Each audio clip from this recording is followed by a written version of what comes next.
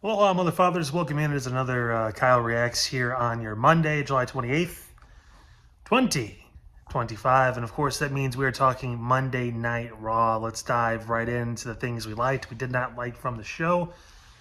I'm going to start with the thing I didn't like first. I'll switch it up a little bit, you know. So Jay's opening promo with Paul Heyman, one, I guess Jay just didn't want to come out of the crowd like normal and isn't doing that anymore. Is that a thing? I'm not sure. Um, if it's the whole trying not to upstage Roman and get a bigger reaction than Roman Reigns. So far, so good. Not sure exactly why. Maybe they're just saving it for SummerSlam. But yeah, just Jay has not been able to grow when it comes to cutting promos, unfortunately. He's had peaks and valleys, and he's had a little bit here and there, but it hasn't been consistently going up. And unfortunately, that's probably why he's not going to win a world championship again, maybe ever. He just isn't that fully rounded performer yet. We'll get to the main event in a second, but like that was telling, unfortunately. And again, the promo wasn't that good. I mean, Paul Heyman, part of that too, you know, with the whole your mother lied to you, your father lied to you, Roman, like trying to seed dissension when Jay already knows all of this stuff about Roman and doesn't really care and hasn't. So, I mean, I don't know. You're just not going to get.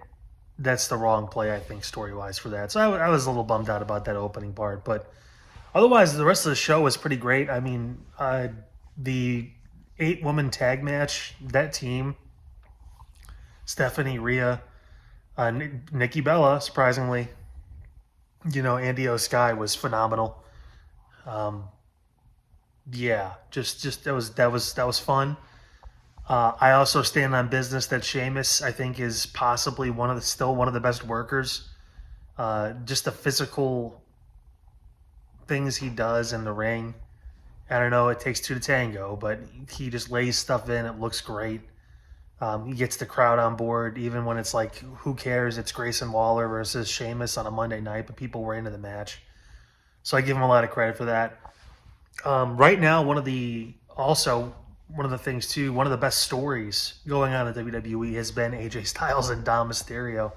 They were in a six person mixed tag team match, and leave it to AJ Styles, leave it to Asuka, but to make Kairi Sane look good. I mean, that's why you do some of that stuff, so you can have those spots where, you know, the men can literally lift the women up and throw them like all over the place. It was a great match, and it's centered obviously around Dom and AJ pinning Dominic.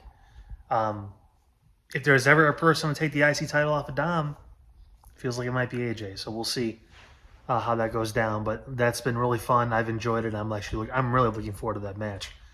To hopefully they let Dom loose a little bit and he can actually like not be chicken shit. He can actually wrestle. So because we all know he can. So I'm looking forward to that big time. And then the main spotlight, obviously, the show is in the main event. Braun Breaker is capitalizing on Seth's injury, whether it's real or not, the severity of it. If it's true, if it's severe, if he's done for, you know, 7, 8, 9 months, whatever it is, he is taking the ball and running with it as far as being the guy to lead this new faction, whatever it is. If they introduce somebody else at some point to whatever, but I mean, he has taken the reins of this, and Bronson Reed's been a great Robin to Braun Breaker over the past few weeks. I don't know, like I said, if this is for sure with Seth, but if it is, we're looking really good with Braun Breaker right now. He's even just I have a plan, you know, to Paul Heyman, like just the lines, he's starting to nail it, he's starting to get it.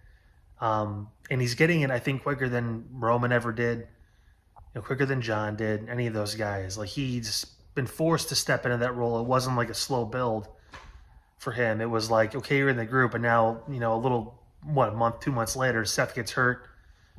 Again, we'll see if he does come back and cash in at SummerSlam, if this has all been what I thought it was. As far as, you know, the injury not really being as serious, but being more of kind of like a tweak as opposed to a major injury. But in all seriousness, if it is, hope Seth obviously gets healthy and gets back. But what's he coming back to? I mean, that's the big question. Like, with Braun looking as good as he does and running this group, I mean, does it make sense?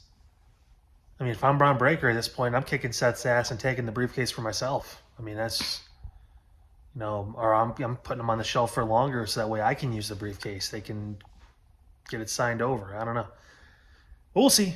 We'll see all that. But Braun Breaker's been doing a great job. He was the MVP of the night. He performed his roles perfectly, and he looks like he is the next star. So, and he is. I think we can all agree on that. So, waiting for Carmelo Hayes to get there too.